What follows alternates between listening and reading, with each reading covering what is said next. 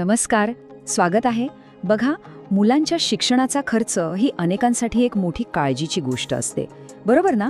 तर आज आपण महाराष्ट्र बांधकाम कामगारांच्या मुलांसाठी असलेल्या एका खूप महत्त्वाच्या आर्थिक सहाय्य योजनेबद्दल बोलणार आहोत. ही योजना नक्कीच ती काळजी कमी करायला मदत करू शकते.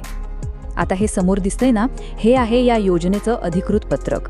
पहिल्यांदा बघताना कदाचित थोडं किचकट वाटू शकतं, पण अजिबात काळजी करू नका. आपण हेच पत्रक एकदम सोप्या आणि सरळ भाषेत समजून घेणार आहोत. खरं तर मुलांच्या शिक्षणासाठी लागणारी आर्थिक मदत मिळवणं अगदी शक्य आहे. ही एक खूप मोठी संधी आहे जी अनेक कुटुंबांसाठी खूप महत्त्वाची ठरू शकते.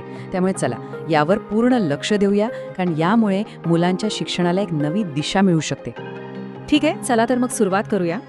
सगळ्यात आधी हे समजून घेऊ की ही E01 योजना नेमकी आहे तरी काय.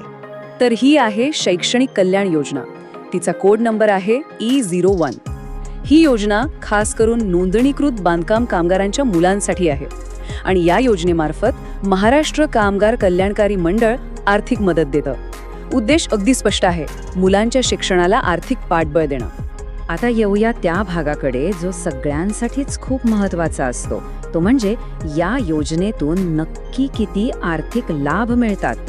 तर बघा, या योजनेअंतर्गत जर पहिली 2 मुलं 1ली ते 7वीच्या वर्गात शिकत असतील ना, तर त्यांना प्रत्येक वर्षी 2,500 रुपयांची आर्थिक मदत मिळू शकते. आणि ही मदत फक्त एवढीच नाहीये. जी मुलं 8वी ते 10वीच्या वर्गात आहेत त्यांच्यासाठी ही रक्कम थेट दुप्पट होते, म्हणजे तब्बल 5,000 रुपये.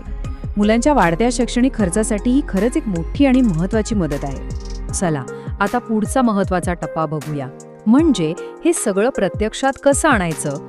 या योजनेसाठी अर्ज करायचा असेल तर नक्की कोणती कागदपत्रं लागतील ते आता आपण पाहू. ही कागदपत्रांची यादी तशी एकदम सरळ सोपी आहे. मुख्य म्हणजे 5 गोष्टी लागतील. चला एक एक करून बघूया. सगळ्यात आधी लागतं शाळेतलं 75% हजेरीचं प्रमाणपत्र किंवा मग मागच्या वर्षीचं प्रगती पुस्तक. दुसरं, या चालू शैक्षणिक वर्षाचं बोनाफाईड सर्टिफिकेट. तिसरं अर्थातच आधार कार्ड. चौथं आहे एक हमीपत्र, ज्याला आपण सेल्फ डिक्लेरेशन म्हणतो. आणि शेवटी 5वं म्हणजे रेशन कार्ड. अर्ज करताना कोणताही गोंधळ होऊ नये यासाठी या कागदपत्रांची इंग्रजी आणि मराठी दोन्ही नावं माहीत असणं महत्त्वाचं आहे. म्हणजे आपल्याला नक्की कोणतं कागदपत्र द्यायचंय हे एकदम स्पष्ट होऊन जातं. बरं, आता आपण जवळजवळ शेवटच्या टप्प्यात आलो आहोत. चला आतापर्यंत जी काही महत्त्वाची माहिती आपण बघितली तिचा एकदा आढावा घेऊया आणि पुढच्या तयारीला लागूया.